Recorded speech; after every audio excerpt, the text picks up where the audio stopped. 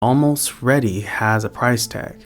Today, hi, my name is Rodrelle DeAndre with Remax Concord in Danville, and I want to start this video with something nobody else is going to tell you. You're not behind because the market is too hot. You're not behind because you don't know enough. You're behind because you've been almost ready for too long. And almost ready has a price tag. Today I'm gonna show it to you. Here's the pattern I see more than any other in this market.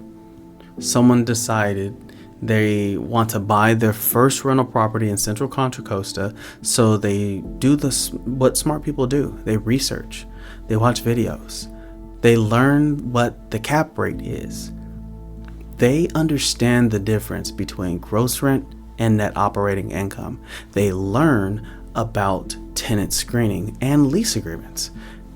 And what also is a 1031 exchange, even though they don't own anything yet. So they're smart, they're prepared, and then nothing even happens. Not because the market moved against them, not because they couldn't get financing, because they were waiting until it felt completely right, until they were 100% sure. And I'll tell you something, especially about real estate investing, the moment never truly comes. So while they waited, the market kept moving. Let me show you the math. A 2-unit property in Concord, it's like a standard duplex, was traded around $625,000 earlier, like 2024. But now that building is closer to $715,000. That's a $90,000 difference in 2 years. Broken down, that is $3,700 per month. Every month you stayed in almost ready mode, you paid $3,700.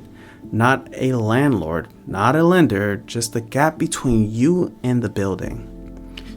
That $90,000, well, that $90,000 is also close to a full down payment on the first investment property.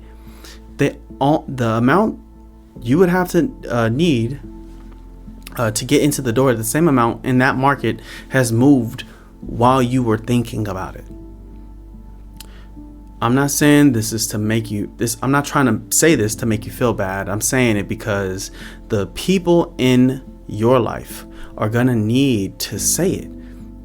They're gonna say being careful is the thing to do, but when the market is going, you're missing out on the opportunity. So there is a rush. It's quiet, but it's real, and it compounds. Now, let me tell you why smart people stay stuck. Because it's not laziness and it's not fear exactly. It's the wrong question. The question most first-time buyers are trying to answer is this guaranteed to work? And that question has no answer. No one can tell you a building will definitely cash flow the way the numbers say, or that the first tenant will be a perfect one, or that nothing will go wrong. Real estate doesn't come with a guarantee. So if that's the question you're asking, you will stay frozen because the answer will always be, I'm not sure yet. The question I help buyers answer is totally different. It's, does the specific building make sense right now with the actual numbers? That question has an answer, and usually we can figure it out. It just takes about 45 minutes. Here's what a real first purchase in Contra Costa looks like right now. If you're a first-time buyer and you are an FHA financing buyer, you can put as little as 3.5% down on a 2-unit property. You live on one side, you rent out the other. The rent from your tenant goes towards the mortgage. In the current market, we will, position duplexes in Concord and Bay Point or, Pittsburgh for about $1,800, like for one unit, $2,100 a month towards the housing payment and $4,000, and your tenant owes about like $1,900 of that. So you're really pulling in about a good half of the actual mortgage itself. So compare that to the renting a 2-bedroom apartment in the same zip code for $2,200 a month and owning nothing. It's pretty like night and day. The building path builds equity. The rent path doesn't. And the numbers aren't that far apart. Now, I want to be clear. This isn't a guarantee. There are months where the unit sits empty between tenants. That's a vacancy.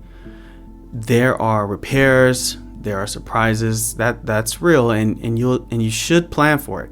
But you can plan for it.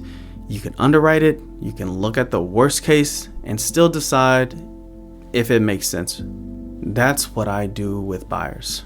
We don't pretend anything will be, we're not saying that everything's going to be perfect.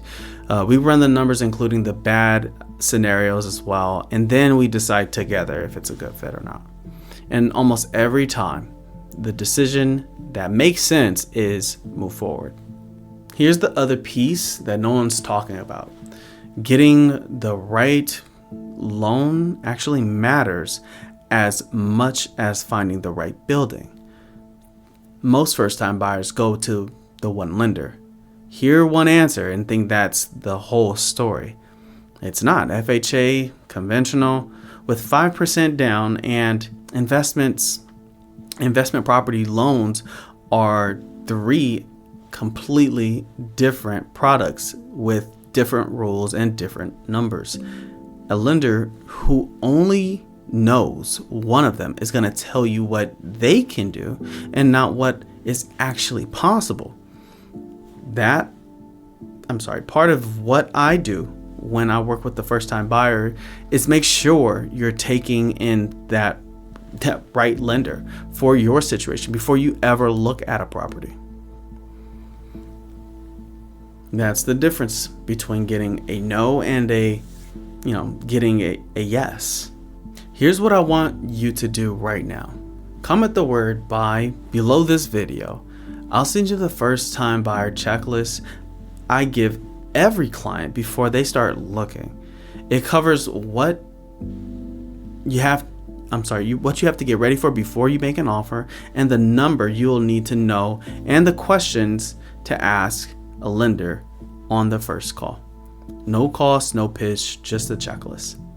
Because the best time to start was 2 years ago, and the next best time is right now. My name is Rod. I'm with Remax Accord in Danville. If this was useful, hit subscribe.